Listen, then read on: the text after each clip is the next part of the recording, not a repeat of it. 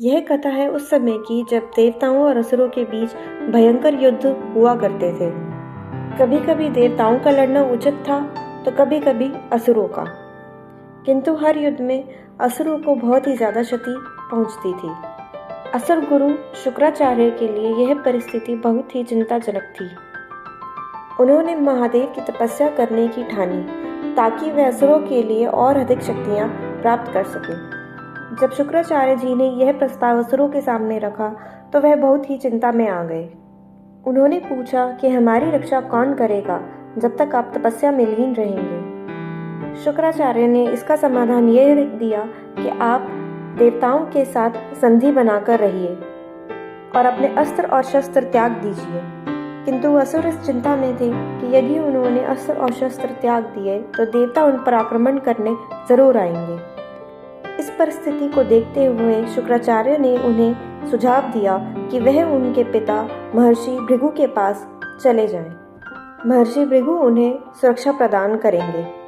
असुर महर्षि भृगु की शरण लेने चले गए और शुक्राचार्य जी ने अपनी तपस्या शुरू करी।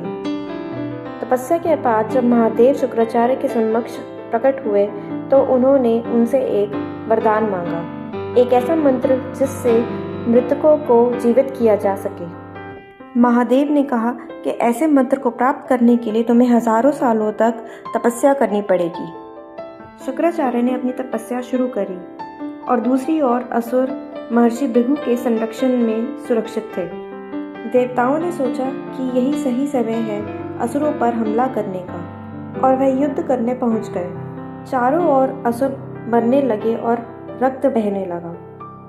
तभी महर्षि भृगु की पत्नी काव्य माता बीच में आ खड़ी हुई। भगवान विष्णु ने काव्य माता से विनती करी कि वह बीच से हट जाए, परंतु काव्य माता बीच में खड़ी रही क्योंकि वह असुरों की रक्षा के लिए बाध्य थी।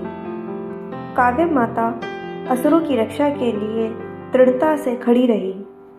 काव्य माता ने अपनी शक्तियों का प्रयोग कर देवराज इंद्र के सारे अंगों को सुन्न कर दिया था। यह सब देखकर बाकी देवता भी मैदान छोड़कर वापस भागने लगे। तभी भगवान विष्णु ने एक कठिन निर्णय लिया। उन्होंने अपना सुदर्शन चक्र चलाया और काव्य माता का वध कर दिया। काव्य माता के मृत शरीर को देखकर महर्षि भृगु दौड़ते हुए उनके पास गए। उन्होंने भगवान विष्णु से प्रश्न किया कि आपने ऐसा क्यों किया। तभी भगवान विष्णु बोले कि जिस प्रकार धर्म की रक्षा के लिए महादेव ने ब्रह्मा जी का एक सर काट दिया था, उसी प्रकार मुझे भी काव्य माता का वध करना पड़ा। महर्षि भृगु बोले कि महादेव को भी अपने किए का प्रायश्चित करना पड़ा था, उसी प्रकार आपको भी करना पड़ेगा।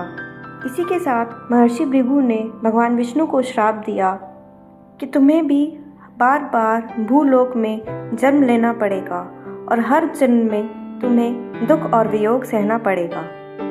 भगवान विष्णु हाथ जोड़कर इस श्राप को स्वीकार करते हैं और इसी श्राप के कारण भगवान विष्णु को राम, कृष्ण और अन्य अवतारों में जन्म लेना पड़ा और हर अवतार में उन्हें किसी न किसी रूप में दुख और संघर्ष सहना पड़ा।